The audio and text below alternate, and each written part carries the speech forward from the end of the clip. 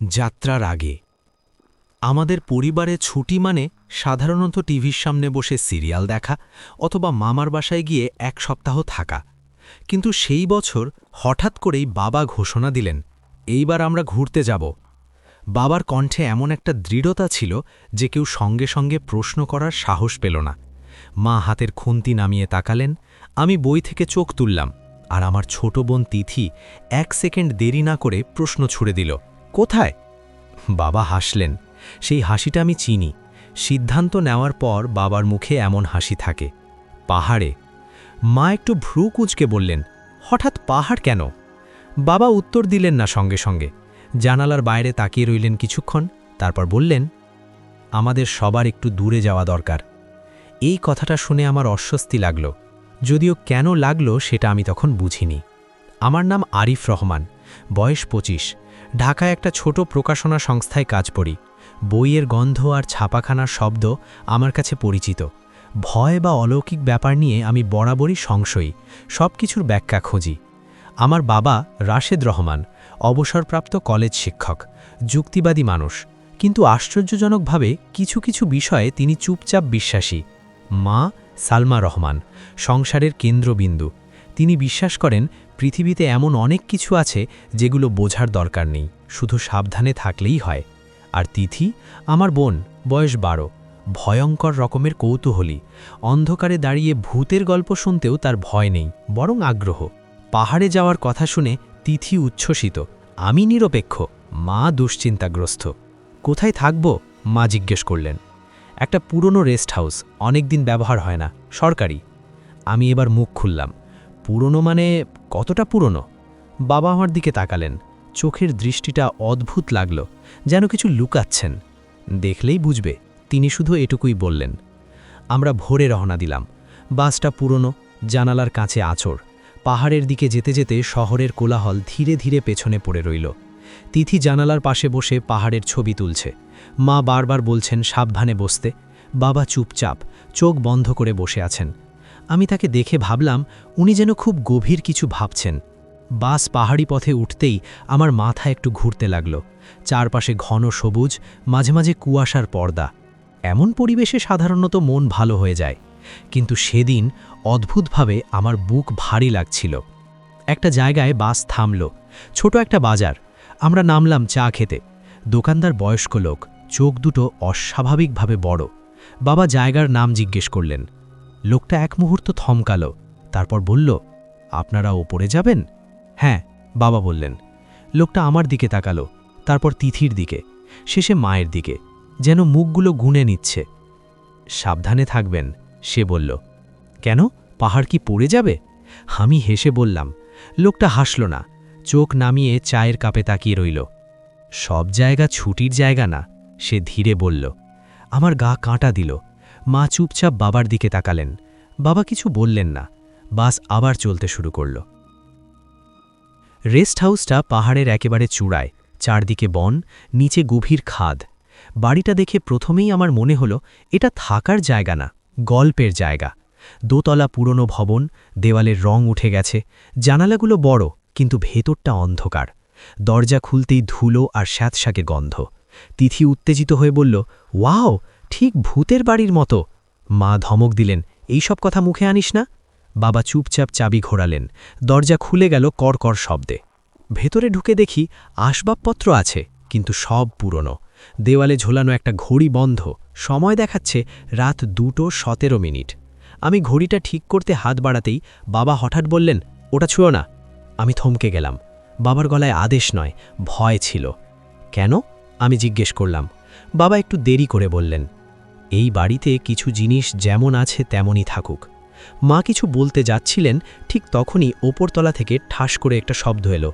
তিথি চিৎকার করল, ওপরতলায় কে?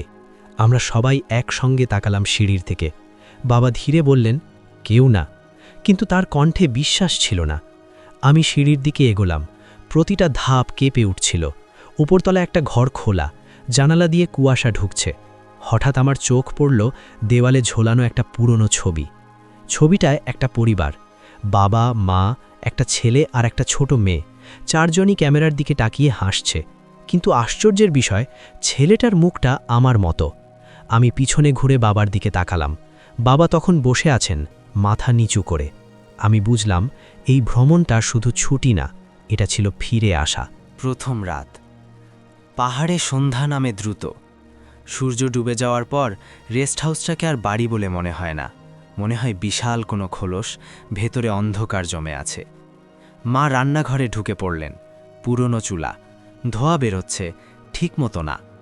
তিথি রান্নাঘরের দরজায় দাঁড়িয়ে ফিসফিস করে বলল, ভাইয়া, এই বাড়িটা কিন্তু আমার ভালো লাগছে। আমি হাসার চেষ্টা করলাম। ভালো লাগা মানেই ভালো না। তিথি চোখ বড় করে বলল, কেন? আমি উত্তর দিলাম না। রাতে আমরা একসাথে খেতে বসলাম। খাবারের স্বাদ স্বাভাবিক, কিন্তু পরিবেশ না। দেয়ালের ঘড়িটা তখনও বন্ধ। সময় যেন এই বাড়িতে আটকে আছে। বাবা খেতে খেতে হঠাৎ বললেন, রাতে কেউ ডাকলে দরজা খুলবে না। মা থেমে গেলেন। কি বলছো? শুধু বলছি, বাবা গম্ভীর গলায় বললেন। আমি বললাম, কার ডাকবে? বাবা আমার দিকে তাকালেন, চোখে ক্লান্তি। এই জায়গাটা পাহাড় হলেও পুরোপুরি ফাঁকা না। তিথি আনন্দিত হয়ে বলল, ভূত! মা ধমক দিলেন, কিন্তু বাবার ঠোঁট কেঁপে উঠল। হাসি না, ভয়ও না, কিছু একটা মাঝামাঝি। রাত বাড়তেই কুয়াশা ঘন হল। জানালার বাইরে কিছুই দেখা যায় না। বাতাস বইলে মনে হয় কেউ দেয়ালে নখ বোলাচ্ছে। আমি আমার ঘরে শুয়েছিলাম। হঠাৎ পাশের ঘর থেকে তিথির হাসির শব্দ পেলাম। আমি উঠে দরজার কাছে গেলাম। তিথি! ভেতর থেকে সে বলল, একটু দাঁড়াও ভাইয়া, আমি কথা বলছি। কার সঙ্গে? কয়েক সেকেন্ড নীরবতা। তারপর তিথি বলল, ও বলেছে নামটা বলতে নেই। আমার গা ঠান্ডা হয়ে গেল। আমি দরজা ঠেলে ঢুকলাম। তিথি বিছানায় বসে, জানালার দিকে তাকিয়ে হাসছে। কেও? আমি জিজ্ঞেস করলাম। তিথি বলল, এখানেই থাকে, অনেকদিন একা ছিল। তুই কাকে দেখছিস? আমার গলা কাঁপছিল। তিথি আমার দিকে তাকালো। ভাইয়া, তুমি তো দেখতে পাচ্ছ না। আমি কিছু বলতে পারলাম না। ঠিক তখনই দরজার বাইরে থেকে বাবার কণ্ঠ, আরিফ, বাইরে আসো। আমি তিথিকে একা রেখে বেরিয়ে এলাম। বাবা বারান্দায় দাঁড়িয়েছিলেন। নিচে পাহাড়ি খাদ, কুয়াশার সাদা সমুদ্র। তিথি কিছু দেখছে, আমি বললাম। বাবা মাথা নাড়লেন। আমি জানি। আমি চমকে তাকালাম। জানো মানে? বাবা দীর্ঘ নিঃশ্বাস ফেললেন। এই বাড়িতে বাচ্চারা সহজে একা থাকে না। আমি চিৎকার করতে চাইলাম, কিন্তু পারলাম না। আপনি আগে কেন বললেন না? বাবা আমার দিকে তাকালেন, এবার অনুশোচনা। কারণ আমি ভেবেছিলাম সময় বদলেছে। সময়? আমি বললাম। বাবা বললেন, আমি আগে এখানে এসেছিলাম, অনেক বছর আগে। আমার বুক ধড়াস করে উঠল। ছবির পরিবারটা? বাবা চোখ বন্ধ করলেন। ওরা আমাদের মতোই এসেছিল, ছুটিতে। তারপর? বাবা ফিসফিস করে বললেন, ওরা আর পুরোপুরি ফিরে যায়নি। ঠিক তখনই নিচতলায় ধপাস শব্দ, যেন কিছু ভারী জিনিস পড়ে গেল। মা চিৎকার করলেন, রাশেদ! আমরা দৌড়ে নিচে নামলাম। ডাইনিং রুমে দেয়ালের ঘড়িটা মেঝেতে পড়ে আছে। ঘড়ির কাঁটা এবার চলছে। সময় দেখাচ্ছে 2:17। আমি বুঝলাম, এই সময়টা শুধু বন্ধ ছিল না, এই সময়টা অপেক্ষা করছিল। 2:17। ঘড়িটা মেঝেতে পড়ে টিকটিক করে চলছে। শব্দটা অস্বাভাবিক রকম জোরে মনে হচ্ছিল, যেন ঘরের ভেতর নয়, আমাদের মাথার ভেতর বাজছে। মা ধীরে ধীরে ঘড়িটার দিকে এগোলেন। এটা তো বন্ধ ছিল। তার গলা কাঁপছে। বাবা বললেন না কিছু। তিনি জানালার দিকে তাকিয়ে আছেন, যেখানে কুয়াশা এত ঘন যে মনে হয় দেওয়াল। আমি ঘড়িটা তুলে নিলাম। কাঁটা চলছেই, সময় বদলাচ্ছে না, একই জায়গায় ঘুরছে। এটা নষ্ট, আমি বললাম নিজের সাহস জোগাতে। বাবা মাথা নাড়লেন। না, এটা ঠিকই চলছে, শুধু সময়টা বদলায় না। মানে? বাবা আমার দিকে তাকালেন। এই বাড়িতে 2:17 পরে কিছু ঘটে না, সব ঘটনা ওই সময়েই আটকে আছে। মা হঠাৎ বললেন, রাশেদ, তুমি এসব আগেও জানতে? বাবা চুপ করলেন। সেই চুপ করাটাই উত্তর। অধ্যায় 8। মায়ের স্মৃতি। রাতে আমরা সবাই এক ঘরে থাকলাম। কেউ আলাদা থাকতে সাহস পেল না। তিথি আমার পাশে ঘুমালো। ঘুমের মধ্যেও সে ফিসফিস করে কথা বলছিল। আমি মাকে জিজ্ঞেস করলাম, আপনি কি জানতেন আমরা আগে এখানে এসেছিলাম? মা কিছুক্ষণ চুপ করে থাকলেন, তারপর বললেন, আমি পুরোটা জানতাম না। তাহলে? মা জানালার দিকে তাকিয়ে বললেন, তোমার বয়স তখন খুব কম, তুমি হয়তো মনে করতে পারো না। আমি গিলে ফেললাম, কি মনে না করা? মা বললেন, একটা ছুটি আমরা কাটিয়েছিলাম পাহাড়ে, ঠিক এখানেই। আমার মাথা ঘুরে গেল, কিন্তু আমি তো কখনো। মা থামিয়ে দিলেন, ফেরার পর তুমি কয়েক মাস কথা বলনি, রাত হলেই চিৎকার করতে, বলতে কেউ তোমার নাম ডাকছে। আমি কিছু বলতে পারলাম না, বুকের ভেতর অদ্ভুত চাপ। মা চোখ মুছলেন, ডাক্তার বলেছিল ট্রমা, আমরা ভেবেছিলাম ভুলে যাবে। আমি ফিসফিস করে বললাম, কিন্তু ভুলিনি। অধ্যায় নয়, তিথির বন্ধু। রাত 2:17 হঠাৎ তিথি উঠে বসল। ও এসেছে, সে বলল। আমরা তিনজন একসাথে তাকালাম। কে? মা জিজ্ঞেস করলেন। তিথি জানালার দিকে তাকিয়ে বলল, ওই ছোট মেয়েটা। আমার বুক ঠান্ডা হয়ে গেল। কোন ছোট মেয়েটা? তিথি বলল, যে এখানে আগে থাকত, ওর নামও তিথি ছিল। বাবা হঠাৎ উঠে দাঁড়ালেন, থামো। কিন্তু তিথি থামেনি। ও বলছে আমাদের ভুল হয়েছে আবার আসা। কি ভুল? আমি জিজ্ঞেস করলাম। তিথি ধীরে ধীরে আমার দিকে তাকালো। ও বলছে, এই বাড়ি একবার যাদের নেয় ছেড়ে দেয় না। ঠিক তখনই ঘরের আলো নিভে গেল। অন্ধকারে আমরা শুনলাম একটা শিশুর হাসি, কিন্তু সেটা তিথির না। অধ্যায় 10, প্রথম আঘাত। আলো জ্বলে উঠতেই দেখি দরজা খোলা। বাইরে কুয়াশার মধ্যে একটা ছোট ছায়া দাঁড়িয়ে। মা চিৎকার করলেন। বাবা ছুটে গেলেন দরজার দিকে। আমি বাবার হাত ধরলাম। যাবেন না। বাবা থামলেন। যদি না যাই, ওরা আসবে। ওরা? বাবা দরজার দিকে তাকিয়ে বললেন, যারা কখনো যেতে পারেনি। ঠিক তখনই কুয়াশার ভেতর থেকে একের পর এক ছায়া দেখা দিতে লাগল। বড় ছোট, মানুষ, আবার মানুষ না। আমি বুঝলাম, এই বাড়ি শুধু ভয় দেখায় না, এটা দাবি করে। আর আমরা সেই দাবির মাঝখানে দাঁড়িয়ে। ভোরের আলো ফোটার আগেই বাবা সিদ্ধান্ত নিলেন, আমরা চলে যাব। এই জায়গায় আর এক রাতও না। মা বললেন কাপা গলায়। তিথি অদ্ভুতভাবে শান্ত। সে জানালার পাশে দাঁড়িয়ে কুয়াশার দিকে তাকিয়ে আছে। আমি জিজ্ঞেস করলাম, তুই আসবি তো? তিথি ধীরে মাথা ঘুরিয়ে আমার দিকে তাকালো। ও বলছে, যাওয়া সহজ না। আমি কিছু বলতে পারলাম না। আমরা গাড়িতে উঠলাম। ইঞ্জিন স্টার্ট নিল, কিন্তু গাড়ি নড়ল না। আবার চেষ্টা, কিছুই না। বাবা নামলেন, বনপথের দিকে তাকালেন। রাস্তা যেখানে থাকার কথা সেখানে শুধু ঘন গাছ আর কুয়াশা। রাস্তাটা?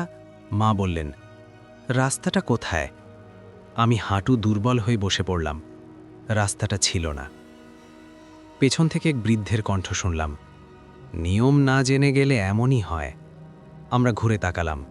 সেই চা দোকানের লোক। আপনি? আমি বললাম। লোকটা মৃদু হাসল। আমি এখানেই থাকি, সব সময়। বাবা ফিসফিস করে বললেন, আপনি জানতেন? হ্যাঁ, লোকটা বলল। এই পাহাড়ের 3টে নিয়ম আছে। 1, সূর্যাস্তের পরে আসা যাবে না। 2, 2:17 সময় কেউ ডাকলে সাড়া দেওয়া যাবে না। 3, যারা একবার ফিরে আসে তারা কাউকে না দিয়ে যেতে পারে না। মা চিৎকার করে বললেন, মানে? লোকটা তিথির দিকে তাকালো। মানে, কাউকে রেখে যেতে হবে। তিথি হাসল। বৃদ্ধ আমাদের ভেতরে নিয়ে এলেন। সেই ছবিটার সামনে দাঁড়ালেন। এই পরিবার, তিনি বললেন, ওরাও ছুটিতে এসেছিল, বাবা মা ছেলে মেয়ে। আমি ফিসফিস করে বললাম, ছেলেটা আমার মতো। বৃদ্ধ মাথা নাড়লেন, কারণ তুমি ওটাই ছিলে। মা কান্নায় ভেঙে পড়লেন। ও বেঁচে ছিল? বাবা চোখ বন্ধ করলেন। আমি ভুল করেছিলাম, আমি ভাবিনি ওকে রেখে যেতে হবে। আমি তাকালাম বাবার দিকে। কি বলতে চাইছেন? বাবা বললেন, আমরা তখন বেঁচে ফিরেছিলাম, কিন্তু পাহাড় একটা দাম নিয়েছিল। আমি বুঝে গেলাম, আমাকে ছাড়িয়ে তারা গিয়েছিল। আমি কখনো পুরোপুরি ফিরিনি। রাত আবার নামছে, সময় এগোচ্ছে 2:17 দিকে। তিথি আমার পাশে এসে দাঁড়ালো। ও বলছে, এবার পালা বদলাতে পারে। কি পালা? আমি জিজ্ঞেস করলাম। তিথি বলল, তুমি আর আমি। আমি বাবার দিকে তাকালাম, তার চোখে জল।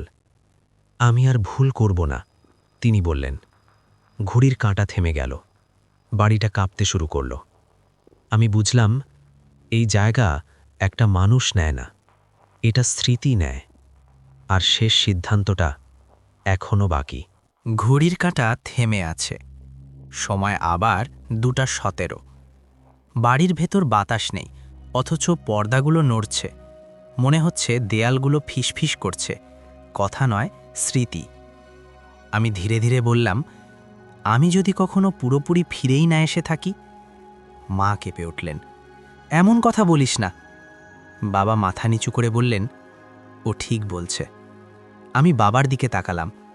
আপনি জানতেন? বাবা গলা শক্ত করে বললেন, জানতাম তুমি আর আগের মতো না, কিন্তু ভেবেছিলাম মানুষ বাঁচলেই যথেষ্ট। আমি হেসে ফেললাম। হাসিটা নিজেরই অচেনা লাগলো। কিন্তু আমি তো বেঁচে নেই, তাই না? ঠিক তখনই ঘরের কোণে আমি আরেকজনকে দেখলাম, আমারই মতো, কিন্তু চোখে কোনো আলো নেই। সে আমার দিকে তাকিয়ে বলল, তুই চলে গিয়েছিলি, আমি থেকে গেছি। আমি বুঝলাম, আমি ছিলাম ফিরে আসা স্মৃতি, আর ও ছিল থেকে যাওয়া মানুষ। তিথি আমাদের মাঝখানে দাঁড়িয়ে পড়ল। এবার ঝগড়া থামাও। আমি অবাক হয়ে তাকালাম। তুই সব জানতিস? তিথি মাথা নাড়ল। আমি আসলে নতুন না, আমিও এখানে ছিলাম। মা শাসাটকে বললেন, অসম্ভব। তিথি বলল, আমি ওই পরিবারের মেয়েটা, যে কখনো যেতে পারেনি। ঘরটা হঠাৎ শান্ত হয়ে গেল। ভয়ে নেই, শুধু ভার। তাহলে তুই কেন? আমি বললাম। তিথি হেসে বলল, কারণ পাহাড় বদল চায়, জোর করে না, সম্মতিতে। বাবা কাঁদতে কাঁদতে বললেন, আমি দুজনকেই হারাতে পারবো না। তিথি বাবার দিকে তাকালো। আপনি আগেও হারিয়েছিলেন। বাড়ির দেওয়ালে ফাটল ধরল। ভেতর থেকে আলো বেরোচ্ছে, না সাদা না কালো। বৃদ্ধ লোকটা আবার হাজির। সময় শেষ। আমি জিজ্ঞেস করলাম, কি করতে হবে? লোকটা বলল, একজন স্মৃতি হয়ে থাকবে, একজন মানুষ হয়ে যাবে। আমি বুঝলাম, এটা লড়াই না, এটা বাছাই। আমি মায়ের দিকে তাকালাম, বাবার দিকে, তিথির দিকে। আমি বললাম, আমি থাকব। মা চিৎকার করলেন, না। আমি হাসলাম, আমি তো এমনিতেই অর্ধেক। বাবা এগিয়ে এলেন, এইবার আমাকে নিতে দাও।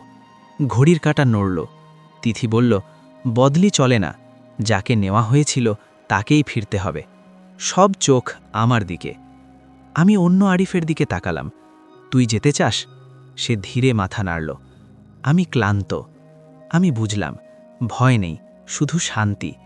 আমি বললাম, তাহলে তুই যা। আলো বিস্ফোরণের মতো ছড়িয়ে পড়ল। বাড়ি কেঁপে উঠল। ঘড়ির কাঁটা ঘুরে গেল। সময় এগোলো। সূর্য উঠেছে, পাখির ডাক, পাহাড় স্বাভাবিক। আমি চোখ খুললাম। আমি গাড়ির পেছনের সিটে। মা আমার হাত ধরে কাঁদছেন। তুই আছিস? বাবা ফিসফিস করে বললেন, রাস্তাটা ফিরে এসেছে। আমি জানালার বাইরে তাকালাম। রেস্ট হাউস নেই, শুধু ঘাস। তিথি নেই। ঢাকায় ফিরে আমি আবার স্বাভাবিক জীবন শুরু করলাম, কিন্তু কিছু বদলে গেছে। রাতে 2:17 আমি জেগে উঠি। কখনো কখনো মনে হয় পাশে কেউ বসে আছে। একদিন পুরনো অ্যালবামে একটা ছবি পেলাম, একটা পরিবার, বাবা মা ছেলে মেয়ে, 4 জনই হাসছে। মেয়েটার মুখে লেখা তিথি। আমি বুঝলাম, কিছু জায়গা মানুষ ছেড়ে আসে, কিছু জায়গা মানুষকে ছেড়ে দেয়। আর পাহাড়, সে শুধু মনে রাখে।